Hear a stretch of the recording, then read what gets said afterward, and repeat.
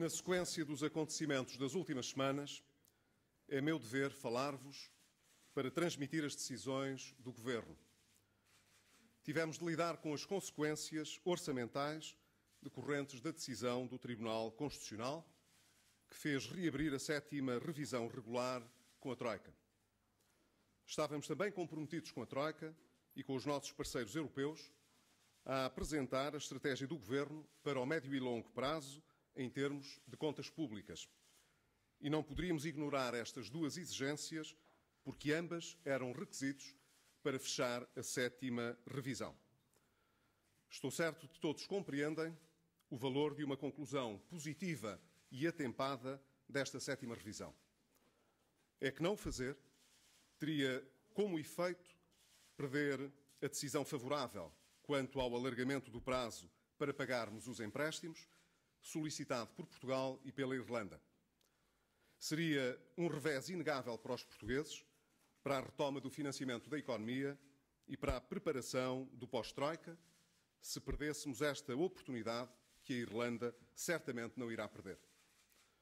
Portanto, as condições para fechar a 7ª revisão são as seguintes: encontrar medidas que substituam integralmente as perdas orçamentais resultantes da decisão do Tribunal Constitucional e levar a cabo poupanças estruturais e permanentes, isto é, válidas para os anos futuros, para os anos em que já não estaremos sob o programa de assistência, no valor de perto de 4 mil milhões de euros, valor essencial para termos contas públicas sustentáveis no médio prazo. Haverá certamente muitos portugueses que se perguntam porquê mais poupanças. Reafirmo o que já vos disse.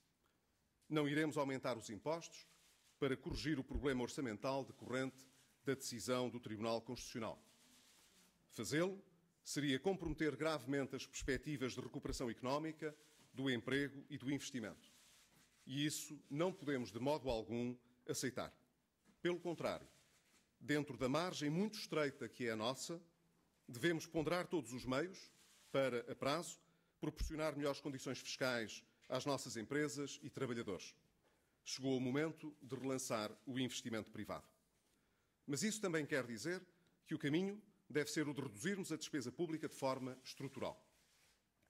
Embora estejamos a inverter rapidamente o endividamento privado e tenhamos registado pela primeira vez, desde há muitas décadas, o equilíbrio das nossas contas externas, ainda não resolvemos definitivamente o nosso problema de endividamento público e o nosso déficit ainda é excessivamente elevado. De facto, nestes 2 anos, já baixámos para quase metade o déficit público, mas ainda temos de o reduzir mais. Um ato de desistência da nossa parte, nesta altura, seria um golpe provavelmente irreversível no capital de confiança que todos os portugueses adquiriram com os sacrifícios, o seu trabalho e a sua coragem ao longo destes 2 últimos anos. O regresso aos mercados é crucial em todo este processo de superação da crise nacional.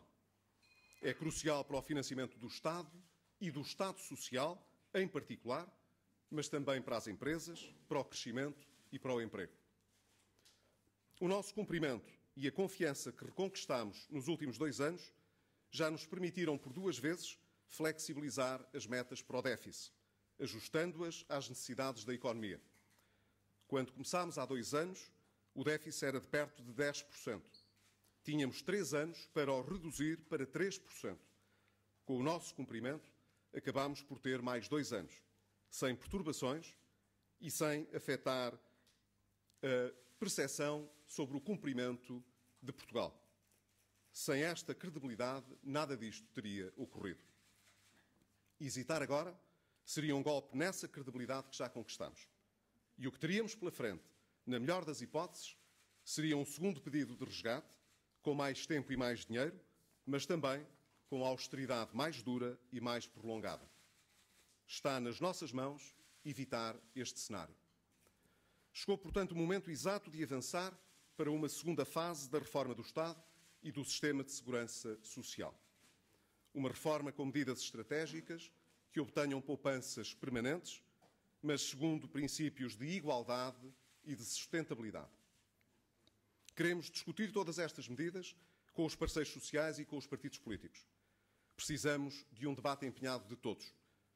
Queremos debatê-las com todos para as aperfeiçoar, para minimizar o seu impacto sobre o rendimento das pessoas, para aumentar a equidade e para garantir a adequação à jurisprudência constitucional. E quero, além disso, sublinhar que a abertura do Governo na discussão pública que terá lugar, a partir de agora, estende-se à possibilidade de substituir estas medidas por alternativas credíveis que cumpram o objetivo quantitativo de poupança que lhes está associado e que sejam permanentes. Assim, no âmbito da reforma do setor público administrativo, o Governo dá prioridade a medidas que, por um lado, envolvam mudanças na atividade das pessoas e não acortes no seu rendimento. E, por outro lado, que reestruturem a despesa pública segundo uma orientação de maior igualdade com as regras que são aplicadas aos trabalhadores do setor privado. Além disso, precisamos de medidas que redimensionem e racionalizem a administração pública às necessidades do país e às capacidades da nossa economia. Em primeiro lugar, precisamos de transformar o sistema de mobilidade especial num novo sistema de requalificação da administração pública, com o objetivo de promover a requalificação dos trabalhadores em funções públicas, através de ações de formação e da introdução de um período máximo de 18 meses de permanência nessa condição, pois não é justo para a pessoa, nem é boa administração do Estado, perpetuar uma situação remuneratória que já não tem justificação laboral. Em segundo lugar, precisamos de aprofundar a convergência do regime de trabalho dos funcionários públicos às regras do Código do Trabalho aplicáveis a todos os trabalhadores do setor privado, designadamente através da fixação do período normal de trabalho no regime regra das 40 horas por semana, como sucede de resto na maioria dos países da OCDE a que pertencemos. Também aqui se coloca a questão da igualdade entre todos os trabalhadores portugueses. Em terceiro lugar, precisamos de aprovar um plano de rescisões por mútuo acordo, ajustado às necessidades técnicas da administração pública, o que, por sua vez, conduzirá a uma diminuição do número de efetivos. Este plano, que recordo será de mútuo acordo, deverá ser acompanhado por um novo processo de reorganização dos serviços, implicando uma redução natural das estruturas e dos consumos intermédios. Combinando o novo sistema de requalificação da administração pública com o plano de rescisões, estimamos abranger cerca de 30 mil efetivos. Em quarto lugar, precisamos de rever a tabela remuneratória única, em conjunto com a elaboração de uma tabela única de suplementos para aplicação aos trabalhadores em exercício de funções públicas, para nivelar as remunerações com os salários praticados na economia. Em quinto lugar, precisamos de aumentar as contribuições dos trabalhadores para os subsistemas de saúde ADSE, ADM e SAD em 0,75 pontos percentuais a partir ainda em 2013 e 0,25 pontos percentuais a partir de janeiro de 2014, mantendo, naturalmente, a voluntariedade à sua adesão. Esta proposta visa diminuir as transferências que todos os anos provêm do Orçamento do Estado para esses subsistemas e, portanto, assegurar a sua sustentabilidade, suavizando o esforço ao longo de 2 anos. Em sexto lugar, precisamos de mandatar os ministérios para procederem a reduções de encargos no mínimo de 10% face a 2013, em despesas com aquisições de bens e serviços e outras despesas correntes, redobrando o esforço que já tem vindo a ser feito. Tanto a transformação do sistema de mobilidade especial num sistema de requalificação da administração pública, como o regime de trabalho de 40 horas na função pública, deverão vigorar já em 2013. Serão estas duas medidas permanentes que complementarão as medidas de redução de despesa já anunciadas pelo Governo e que estarão incluídas no orçamento retificativo que será apresentado no Parlamento até ao final deste mês, substituindo as normas do Orçamento de Estado invalidadas pelo Tribunal Constitucional. Precisamos ainda de recorrer a várias medidas com âmbito sectorial nos vários domínios da governação e que também se inserem no horizonte mais amplo da reforma do Estado. Uma dessas medidas que iremos propor consiste na alteração da idade legal mínima de acesso à situação de reserva, pré-aposentação e disponibilidade, que precede a reforma nas Forças Armadas na Guarda Nacional Republicana e na Polícia de Segurança Pública para os 58 anos de idade.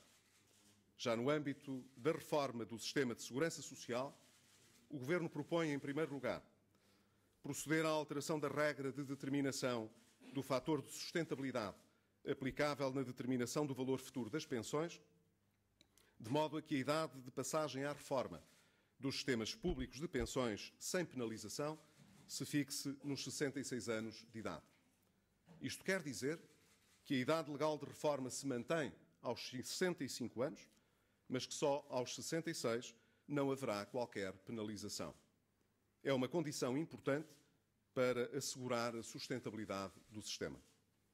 Em segundo lugar, precisamos de reponderar a fórmula de determinação do fator de sustentabilidade para que, a par da esperança média de vida que já dela consta, possa incluir agora agregados económicos, como, por exemplo, a massa salarial total da economia. Assim poderemos associar mais estreitamente a base da economia que financia o sistema às responsabilidades assumidas pelo Estado neste domínio. Em terceiro lugar, precisamos de eliminar regimes de bonificação de tempo de serviço para efeitos de acesso à reforma e que expandem desigualmente as carreiras contributivas entre diferentes tipos de atividade profissional, criando situações injustas, o que significa que será mais um contributo para reforçar a igualdade e a sustentabilidade do sistema. Em quarto lugar, precisamos de proceder à convergência das regras de determinação das pensões atribuídas pela Caixa Geral de Aposentações com as regras da Segurança Social, fazendo com que trabalhadores do setor público e privado fiquem numa situação de maior igualdade, o que não acontecia até agora. Iremos salvaguardar, evidentemente, as pensões de valor inferior, porque sabemos que as pensões de reforma de muitos portugueses são baixas. Finalmente, precisamos de equacionar a aplicação de uma contribuição de sustentabilidade sobre as pensões atribuídas pela Caixa Geral de Aposentações e pela Segurança Social, com a garantia de salvaguarda de pensões de valor mais baixo. No entanto, queremos minimizar, tanto quanto for possível, esta contribuição adicional. Para isso, queremos associá-la ao andamento da nossa economia, para que haja uma relação automática entre, por um lado, o crescimento económico e, por outro, a redução gradual e progressiva dessa mesma contribuição, que terá como base a atual contribuição extraordinária de solidariedade. Sabemos que esta medida pesaria sobre o rendimento disponível dos pensionistas e, por isso, queremos que o crescimento económico em que estamos empenhados possa atenuar diretamente os sacrifícios que são pedidos aos pensionistas, desejavelmente até ao ponto em que ela possa desaparecer por completo. E também estamos a trabalhar para minimizar o impacto desta medida com a obtenção de poupanças sectoriais viáveis. Quanto mais longe for a reforma do Estado, mais conseguiremos reduzir o peso desta contribuição. Infelizmente, o facto incontornável de salários e transferências sociais, incluindo pensões, constituírem quase 70% das despesas do Estado, força-nos a incidir também nestas rubricas, porque todas as restantes são comparativamente menos importantes quando se trata de reduzir despesa. O conjunto das medidas transversais e sectoriais e os princípios gerais de igualdade e de sustentabilidade que o norteia farão parte do documento sobre a reforma do Estado que será apresentado em breve. A quando da apresentação desse documento, poderá ser consultado o detalhe do conjunto das medidas. As medidas que acabei de enunciar prefazem, no seu conjunto, cerca de 4,8 mil milhões de euros até 2015. É por isso que devem ser vistas como um conjunto de alternativas mais completo para atingirmos o nosso objetivo, que se circunscreve a perto de 4 mil milhões. Devem, portanto, ser vistas como um conjunto de possibilidades que não estão fechadas, precisamente porque queremos uma discussão aberta para cada uma delas e, desejavelmente, analisar propostas alternativas ou as combinações mais coerentes das medidas. Aos nossos interlocutores sociais e políticos, na concertação social e na Assembleia da República, quero deixar claro que não deve haver qualquer dúvida sobre a nossa abertura para debater nesta matéria. E com esta abordagem global, os nossos parceiros europeus não poderão duvidar do rigor do nosso compromisso. Mas a reforma do Estado deve ser vista como um processo contínuo em que mantemos o espírito crítico sobre as nossas instituições. E sabemos que há muito por fazer para tornar o Estado e a despesa pública mais eficazes na redução das desigualdades, na quebra da transmissão da pobreza de geração em geração, nos serviços de proteção social aos cidadãos mais vulneráveis ou no apoio à economia. Portugueses, eu sei que se interrogam se os sacrifícios que vos têm sido pedidos vão valer a pena. A estas dúvidas quero responder que valerão certamente a pena. Mas para isso temos de remover esse obstáculo que temos pela frente. Falhar agora seria desperdiçar esses sacrifícios e isso nenhum de nós poderia aceitar. A estratégia do Governo, ao responder afirmativamente aos desafios que se nos colocam, faz valer a pena os sacrifícios que todos os portugueses fizeram até agora. Estamos na reta final dessa estratégia à medida que se aproxima a conclusão do programa de assistência. Temos de ter a coragem para resistir às falsas promessas e às ilusões que tempos como os que estamos a viver fazem crescer. No controlo da despesa pública já muito foi feito. Nestes últimos 2 anos, poupámos cerca de 13 mil milhões de euros em despesa do Estado. Para atenuar as medidas de poupança que têm impacto no rendimento disponível das pessoas, atacámos as rendas excessivas como nunca tinha sido feito. Conseguimos, em 2013, poupanças de 35% nos encargos com as parcerias público-privadas rodoviárias, no montante de 300 milhões de euros, e queremos poupanças ainda maiores para os anos seguintes. Ao longo da vida destes contratos, obteremos uma redução em termos nominais de mais de 7 mil milhões de euros. No setor energético, estamos a ser igualmente exigentes, com poupanças de 160 milhões de euros já a começar este ano e que aumentarão em anos futuros, num total de mais de 2 mil milhões de euros em termos nominais. Diminuímos substancialmente as despesas de funcionamento dos ministérios e das empresas públicas. Atuámos com grande determinação na reforma das empresas públicas de transportes. Foi assim que reduzimos em 25% o parque automóvel dessas empresas, em 28% os gastos com comunicações e em 60% o número de horas de trabalho suplementar, através de uma organização mais adequada do tempo de trabalho. E passámos para resultados operacionais em 2012, mesmo tendo em conta a redução das transferências do Orçamento de Estado para estas empresas, de valor muito significativo. Passaram de um déficit de cerca de 240 milhões de euros para um resultado positivo já em 2012. Além disso, o Governo tem reduzido e continuará a reduzir os consumos intermédios na administração pública. Os consumos intermédios caíram 903 milhões de euros em 2011 e 504 milhões de euros em 2012. Graças a estas poupanças, Portugal tem hoje o 5º valor mais baixo de consumos intermédios na Europa. E este esforço de redução dos consumos intermédios tem, pois, de continuar. Estes são apenas alguns exemplos, mas bem ilustrativos, de um trabalho persistente que foi feito nos últimos 2 anos. Também sei que os portugueses ouvem todos os dias opiniões de que existem saídas fáceis para esta crise. Em particular, ouvem dizer que os déficits e a dívida não são problemas de maior, ou que não pagar a dívida é remédio pronto e indolor para a crise e que acabaria com a austeridade. Ouvem ainda dizer que respeitar os nossos compromissos não é assim tão importante como o Governo quer fazer crer. Porque a Europa lá estará sempre para nos dar o dinheiro de que precisamos. Ora, a crise em que Portugal mergulhou em 2011 é demasiado séria para não pensarmos nas consequências das nossas escolhas. Temos de ser realistas na abordagem aos nossos problemas. A ideia de que a Europa estará sempre disponível para nos socorrer sem condições é falsa. O nosso caminho não tem sido fácil, mas seria incomparavelmente mais difícil se não tivesse havido da nossa parte o cumprimento cabal das nossas obrigações. As consequências do incumprimento para Portugal, membro da área do euro, depende do financiamento externo para o pagamento de salários e pensões e que procura arduamente recuperar o financiamento para as suas empresas, seriam desastrosas. Esse não é, portanto, o caminho. Voltar agora para trás não só seria virar as costas ao crescimento e ao emprego, como seria equivalente a regressar ao ponto onde estávamos em 2011, isto é, à beira da bancarrota, com as taxas de juros novamente a subir e o financiamento a fechar-se.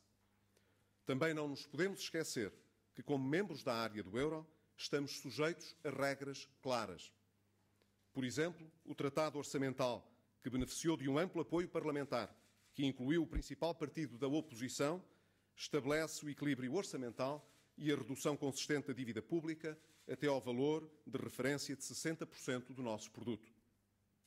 Isto significa que precisamos de adequar estruturalmente o nosso regime económico e financeiro às exigências do euro. Não o fizemos no passado e, infelizmente, nós todos aprendemos às nossas próprias custas o resultado dessa inação. A escolha não é, portanto, entre austeridade e ausência de austeridade. É entre o cumprimento com uma estratégia consolidada de curto e de médio prazo e o incumprimento, que teria como provável desfecho a saída do euro, com consequências catastróficas para todos, sobretudo para a classe média e para aqueles que estão mais vulneráveis. Por si só, as exigências do programa de assistência já recomendariam um amplo consenso político e social. Mas o valor do consenso é ainda mais importante quando o que está em causa é a nossa participação no euro e o cumprimento das obrigações que dela decorrem.